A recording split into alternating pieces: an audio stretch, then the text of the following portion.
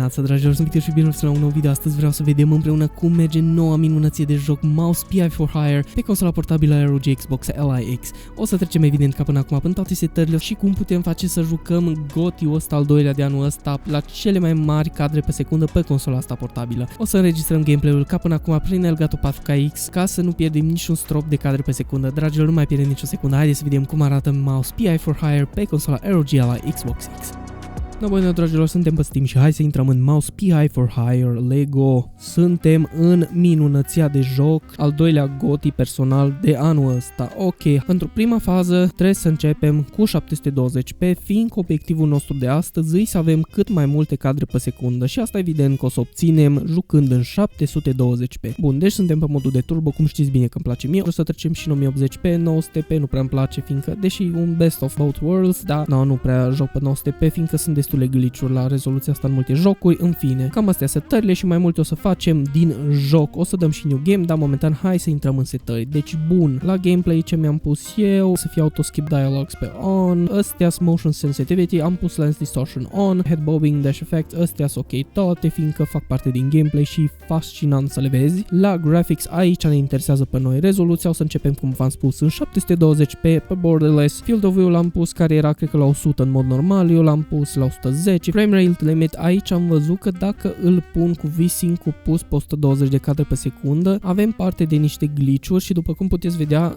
FPS-ul o ia razna, nu știu care e faza, unele jocuri nu prea țin cont de V-Sync în meniuri sau nu, în fine, ciudățenii, render scale pe 1, contrast și toate astea, bun, la anti-aliasing, eu din câte am văzut o să facem și teste cu ambele astea, dar o să vedeți că nu are niciun impact din câte am văzut eu la început pe cadrele pe secundă. Graphics aici știți bine că mie îmi place să încerc să joc jocurile cât se poate de cu setări maxime și de data asta putem totul absolut pe ultra ca și pe un PC high-end, deci avem totul la ultra și cu ce o să ne jucăm noi astăzi o să fie cu setarea de texturi, fiindcă în rest eu zic că nu merită să distrugem farmecul jocului și luminile și tot ce se poate și arată fain în jocul ăsta, dându-le la low sau la medium, nu. Texturile dacă chiar vreți puteți să le dați mai mici, fiindcă pe ecranul ăsta mic de la ROG Ally nu o să observați diferența, hai să zicem de la high la medium, deci mai avem și film grain effect, îl sunt pe maxim și diffusion, ăsta adaugă un fel de neclaritate specifică jocurilor sau filmelor ăsta de tip noir sau vintage, deci da, nu prea îmi place să fie neclar totul, la 20% cred că e ok, ca să nu fie nici exagerat de sharp totul, deci da, lăsăm pe 20 și în rest, dragilor, cam atâta la UI brightness, contrast, gamma, ăstea îs cum au venit din fabrică, să zicem, și all good. No, bun, astea fiind zise, haideți să începem un new game. Eu mi-am salvat salvările, să sperăm că nu o să le pierd, că dacă nu trebuie să joc chiar. Dăm pe detective și haideți să vedem ce și cum. Momentan avem 700 de cadre pe secundă, dar asta e numai meniu, deci no. No, bueno, dragilor, suntem în lift, așa începe jocul. Și fiți atenți, suntem în joc, bine aici nu prea sunt multe chestii de încărcat, dar avem 130 de cadre pe secundă, ok, o scăzut la 96. Astea fiind făcute, hai să explorăm un pic, să vedem ce și cum. Fiți atenți ce bine se mișcă și da, când are mai multe de încărcat jocul, deja ajungem pe la 80 de cadre pe secundă, dar deja au fost dat un hotfix, deci multe probleme și bug-uri pe care le-a raportat lumea au fost exterminate. Mergem mai încolo. Și deja vedeți că la începutul ăsta de joc unde nu sunt inamici, avem clar o grămadă de cadre pe secundă, dar pe măsură ce are de încărcat jocul o grămadă de chestii, mai scad și cadrele pe secundă, dar mă mir, fiindcă jucăm cu totul la ultra și fiți atenți, avem 80 de cadre pe secundă cu totul la maxim. Dăm browse la arme și uite-l pe bro, mai dificil un pic de făcut aim cu controllerul. Avem și jocuri din astea minigames, care evident că merg la maxim de cadre pe secundă. Fiți atenți, deja încep să fie mai multe din astea și mai mulți inamici care vin de peste tot și ar trebui să scadă cadrele pe secundă dacă ar fi să scadă, dar dragilor, surpriză, avem 90. Bine, sunt și zone mai complexe în joc. No, fiți numai atenți, dragilor, aici ai dita mai circu. Mamă. No, bun, și începe bătălia, hai să vedem în bătălie câte cadre pe secundă avem. Momentan, trebuie să mă și bat și să și văd ce fac. E foarte greu să faci aim cu controller, dar, na. Uite-l pe ăla. Și nu știu dacă îți dă ceva jocul când faci din alea headshot-uri. Bro, du-te, bro. Hai să vedem cum putem să ne batem cu pumnul și cu mâinile. No, mai e cineva? Hai, da. Kick, kick, boom. Punch, punch, kick. Punch, punch, kick. Punch, punch. Vai, eu vin și în urma mea, cred că unul. Ok, să nu vă bateți numai cu numai cu mâinile, fiindcă nu reușiți mare lucru. Cred că o să mă moare ăștia. Ar trebui să-mi găsesc o chestie de mâncare. De dat viață. Uite-o. Da, bun, ne-am făcut niște viață, cred că. Deci parcă nu mi-am încărcat nimic, what? 22-42, ba da, ați încarcă.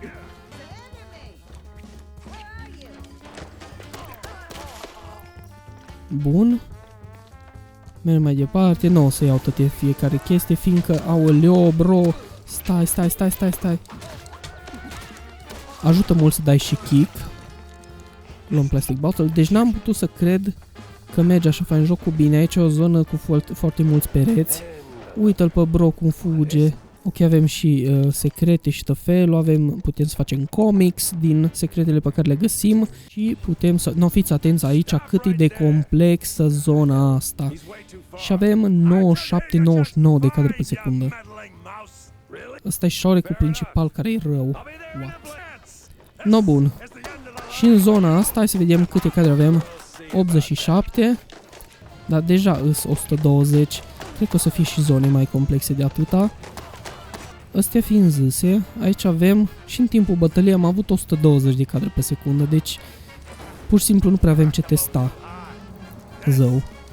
Dar o să încercăm și în 1080p, fiindcă acolo o să avem dificultăți destul de clar asta.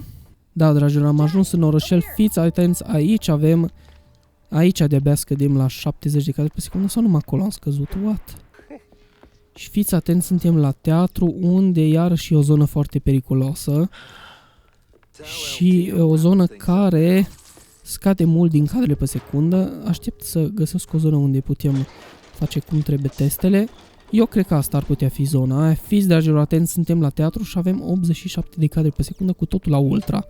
Deci nu pot să cred, avem 100 de cadre pe secundă la teatru. No, bun, dragilor, o să începem testările de aici.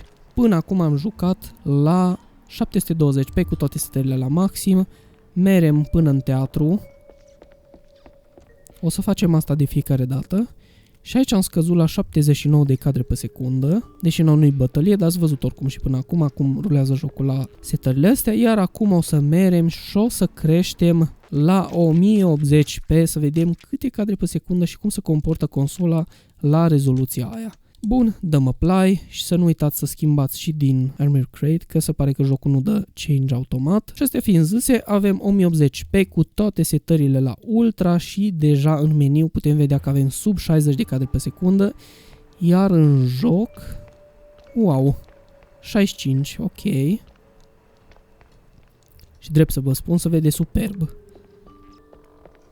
No, bun, suntem la teatru și aici am scăzut clar sub 60 și o să vină și zone cu multe împușcături și boși. Acolo, din păcate, nu o să putem face noi prea multe în 1080p, dar vă spun că în 720p jocul e absolut perfect de jucat. Și ne putem bate. Hai să vedem în 1080p.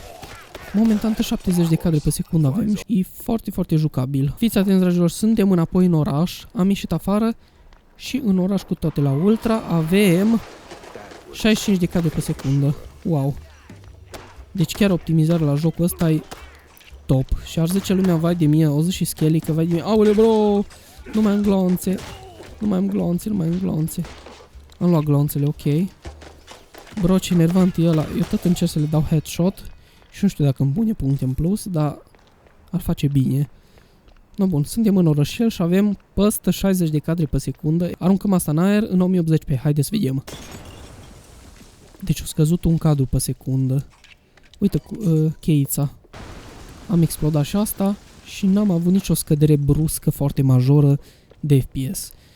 Continuăm și fiți atenți, bătaie în 1080p. Na, bro, eu dar puteam să-i fac Nicovala. Bro, numai eu dau kick-uri. No, bun.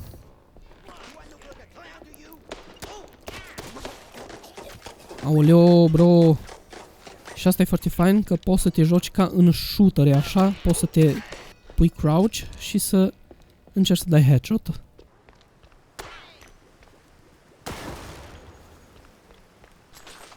Hai, bro, mai aproape. Stai.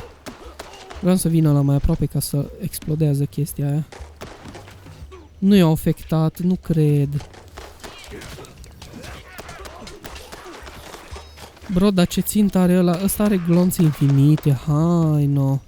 Și ăsta îi orașul, dragilor, în oraș, pe ploaie încă, n-avem bine ray tracing, că nu s-a inventat ray tracing în 1930, dar avem peste 60 de cadre pe secundă în majoritatea timpului. În scenariul ăsta, haideți să vedem câte cadre avem pe secundă aici, fix stând așa, să stabilizăm la 5-8, să zicem. Trecem în 720 pe înapoi, să vedem aici câte cadre pe secundă avem. Punem și din Armory Crate, să nu uităm niciodată asta. Și, ok, avem 66 aproape, vreo 10 cadre pe secundă am câștigat, dar asta o să se simtă și mai bine la bătăi. No, bueno, și mergem la texturi și v-am spus că numai asta îmi place mie să schimb în jocul ăsta. Dați-mă încă o dată să văd. No, bun, deci avem 67-68 și mergem să punem texturile pe medium. Ok, le-am pus pe medium și avem 67 și iar acum o să avem 67. Bro, cum adică? No, bun, am pus texturile pe low, iar acum avem 67, acum avem... da, 68. Doar că asta o să aibă mai mare efect în bătălii. Haideți să reluăm în 720p cu totul la ultra și să vedem câte cadre pe secundă avem în subteran la metrou cu tot la ultra. Unde îi metrou și plin de oameni, iar aici ar trebui să avem o scădere de cadre pe secundă, doar că n-avem. Bros, toți oamenii ăștia... No, uite aici cât avem? 67, 66... Mamă, ce replici savage, bro! Haideți să vedem în 1080p câte cadre pe secundă avem venind la metrou. Și mergem în 1080p, dăm apply, să nu uităm să schimbăm și din Armory Crate. Iar acum, cu totul la ultra, aoleo, am avut 45, bro, ce-a fost ăla? Ok. Mergem în subteran la metrou și avem 75, 74.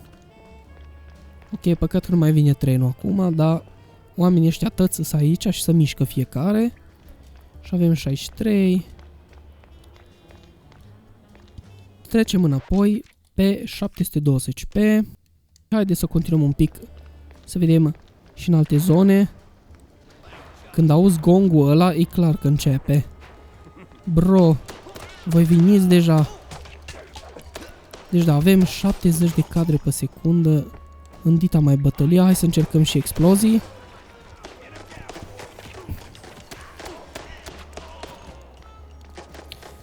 Bro, nu mai am glonțe, ce sărăcie. Ok.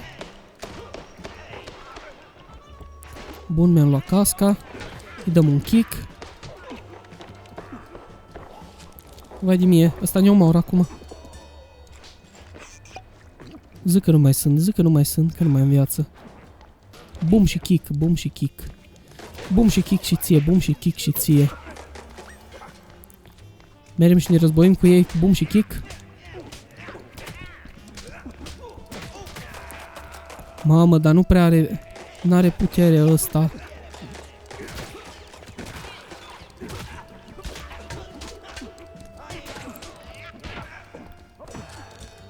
Nu cred că am rămas cu 14 viață. Jeez. Bun. Iară bătaie, bro, dar de-abia am scăpat de voi. Mamă, mor, mamă, mor. Iu, i-am făcut praf pe toți 3. Kill 3 enemies with one shot. Am făcut și un achievement. Am 1 viață, bro. Efectiv, I need viață. 21, super. No, bun. No, bun, dragilor, fiți atenți, suntem, aoleu, iar la bătaie.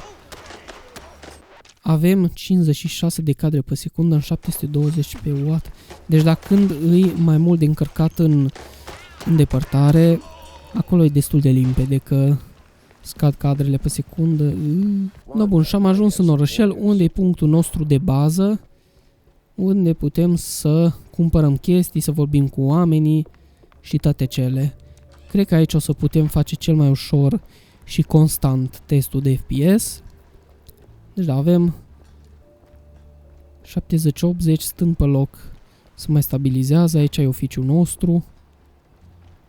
Dar da, aici am bar, 80 de cadre pe secundă și în bucătărie avem 120. Aici evident nu avem chestii de încărcat la depărtare. Hai să încercăm și cu ele singur să vedem câte cadre pe secundă avem, deși v-am spus că ăla nu prea schimbă mai nimic. Ok, lăsăm să se stabilizeze, 78 avem, cu totul pe Ultra în 720p și merem pe setări și punem pe FXAA, dăm Apply și avem 78 cred că și acum avem cu vreo 2-3 cadre pe secundă mai puțin. Liniile sunt un pic mai blurry, dar am mai scăpat un pic de artefactele de la aliasing, dar da, sincer la ecranul ăsta mic nu merită să te chinui atâta cu anti-aliasing-ul. Hai să-l punem și pe SMAA. Și avem 78 și acum avem 78. Super. Deci nu prea influențează cu nimic cadrele pe secundă, dar asta zic că nu merită să riști cumva să aibă vreo legătură sau vreo problemă anti-aliasing-ul când tu te lupți cu boși, ceea ce va urma destul de des în jocul ăsta. Și da, dragilor, haideți să dezactivăm anti-aliasing-ul ca să avem maxim de cadre pe secundă și da, haideți să merem la operă. Și fiți numai atenți câte cadre pe secundă avem în meniul ăsta unde putem explora și să merem cu mașinuța pur și simplu manual. E destul de limpede și clar, avem 120 de cadre pe secundă, fiți atenți cât de super poate să arate. Dar da, aici fiți atenți, suntem la operă și unde are de încărcat jocul multe chestii în background. Da. Avem sub 60 de cadre pe secundă. Mergem aici să se stabilizeze în depărtare cu toate. Avem 59. Și merem și îl punem pe 1080p. Îl punem pe 1080p și de aici. Și avem 59, iar acum, dragilor, avem 45, 46. Da, se vede că e ceva de încărcat la depărtare. Dar nu. Nu întotdeauna o să fie așa în joc, deși o să mai vină și zone și mai aglomerate ca și asta, unde o să avem nevoie de maxim de cadre pe secundă, deci da, dragilor, e destul de limpede și clar că nu prea avem ce juca decât în 720p, dar dat fiind faptul că această consolă are ecranul mai micuț decât un monitor mare de gaming, putem să jucăm liniștiți în 720p, fiindcă așa beneficiem de maxim de cadre pe secundă și se vede la fel de bine. No, bine, dragilor, cred că o să continuăm de aici și o să revenim să facem misiunile care urmează de aici și zona asta mai aglomerată, ca să vă dați seama de cadrele pe secundă. Hai, bro, că e înghețat. Așa. No, bun. Dar puteam trece de ăla. Bro, și tu vrei bătaie. No, bun.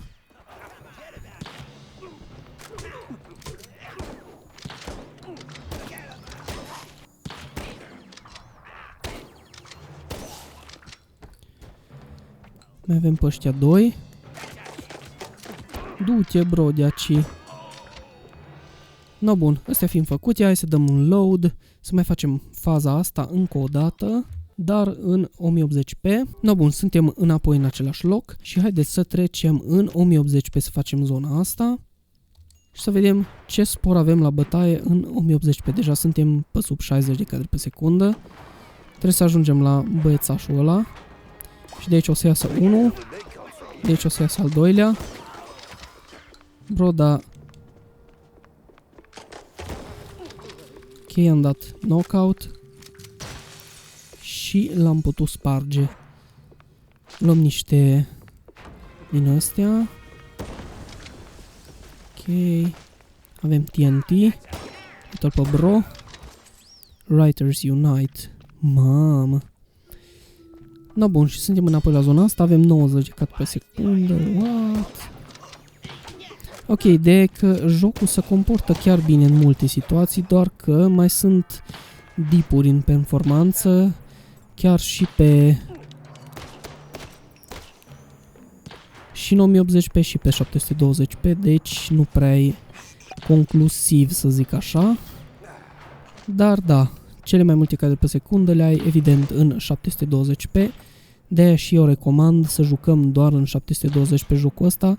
Haideți să mergem înapoi și haideți să încercăm și pe setări mai low. Trecem înapoi pe 720p. O să trecem de pe ultra pe high, dragilor.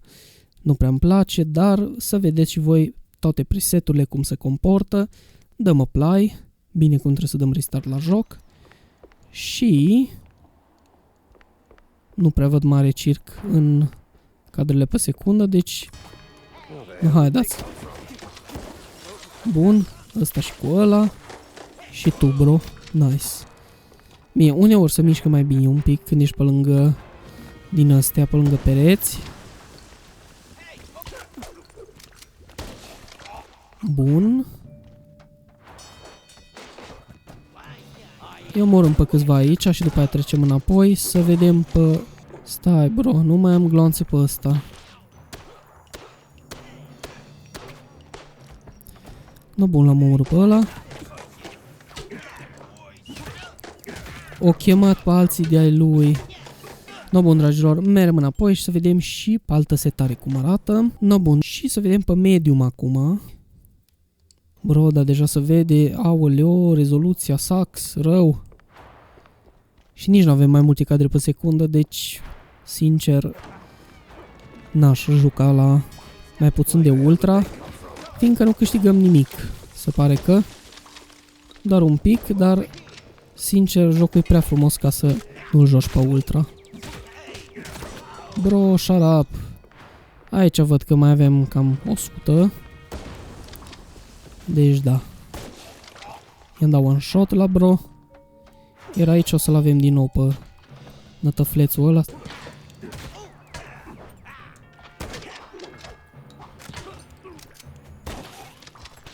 Bun, am scăpat de el acolo. Mi-ar trebui niște muniție, dar nu. Uit-o.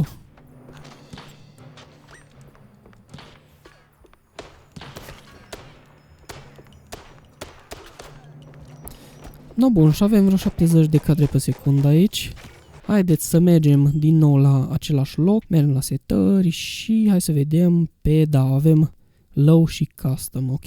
Deci low sunt cele mai low, din câte văd, nu sunt cele mai low. Astea sunt presetul low, dar putem să le punem pe minimum toate. O să facem și aia, am dat apply, suntem în 720p pe presetul low. Și...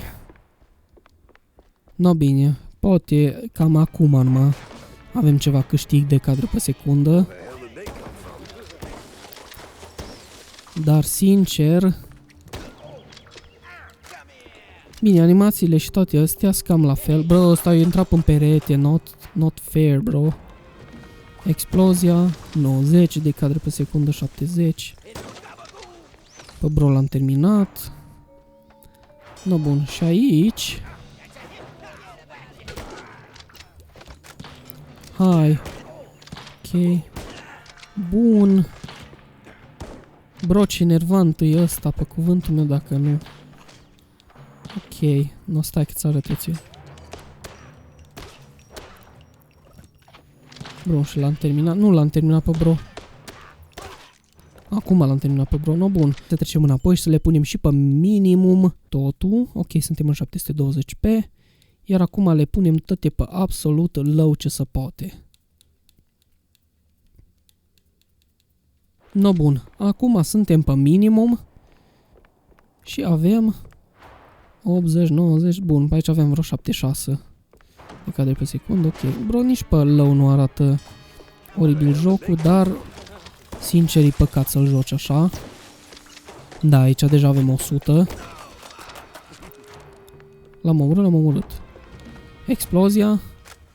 Hai să vedem. 79. Stați să-mi iau niște din astea. Da, pe bro îl terminăm pe ăsta. Așa, cu one shot. Da, să sunt evident că avem cadre pe secundă în plus. Dar, din nou, e păcat să joci jocul ăsta în minimum. Fiindcă o să avem suficiente cadre pe secundă și pe ultra, dar în 720p. Și ce mai vreau să încerc? What? Nu mai am gloanțe. Am avut un dip în performanță și așa. What? Nu avem Bro, pe minimum n-avem nimic la depărtare. Sau e glitch. No, bun. Deci se pare că pe minimum n-avem cer și din astea. Bro, nu poți juca așa oricâte cadre pe secundă ai vrea. No, bun, dragilor, și ca final vreau să încercăm și în 1080p pe setările astea low de tot. Merem, suntem în 1080p cu toate la minimum și să vedem câte cadre pe secundă avem așa. Dar din nou nu-i de jucat așa. În sus nu mai avem cer sau ce era, ci numai negru. Sau poate am eu iluzii. Ok, avem 90 de cadre pe secundă și foarte jucabil așa. Dar nu. Am spus mie efectiv milă să joc pe minimum, deci nu. Luăm mâncarea și alea, ok, dăm explozia. Bun, păm fum, pe bro, 70 de cadre pe secundă, ok, deci chiar în, cum îi zice, în bro de ăla vreau să scap instant, că mă disperă efectiv. Nu mai am glonțe pentru el. Pentru ăla n-am niciodată glonțe pe cuvânt, dacă nu. No, și m-a omorât, mă scăpinam la ochi. Bine, bro. Bun, astea fiind făcute și cam așa se vede aici, cerul e negru, nici măcar nu există cer. Să vedem dacă punem totul pe maximum, dacă revine cerul. Clar, a revenit. No, bun, le-am pus din nou toate pe ultra, pe maximum. Și cum v-am spus, avem cer, grain și toate, dar avem 40 de cadre pe secundă, ceea ce nu-i fain, dar no, mutăm în 720p ca să terminăm video în maxim de cadre pe secundă, dragilor. Punem și de aici. Dragilor, mulțumesc frumos pentru vizionare, nu uitați să vă abonați la canal și să loviți cu un pistol din ăsta din epoca noir, buton de like și clopoțelul de notificări ca să facă foarte tare dinghi, booming, când o să mai au și alte videouri de genul și vă aștept pe live-uri cu jocul ăsta minunat, care pentru mine e al doilea GOTY pe lângă Crimson Desert și cred că o să urmeze evident și marele GOTY GTA 6, deci da, dragilor, mulțumesc frumos pentru vizionare, eu vă recomand să jucați jocul ăsta în 720 pe cu toate setările la ultra, fiindcă și dacă mai scădem sub 60 de cadre pe secundă, e prea frumos ca să îl joci la minim jocul ăsta. Deci da, dragilor, mulțumesc frumos pentru vizionare, take care și bye bye!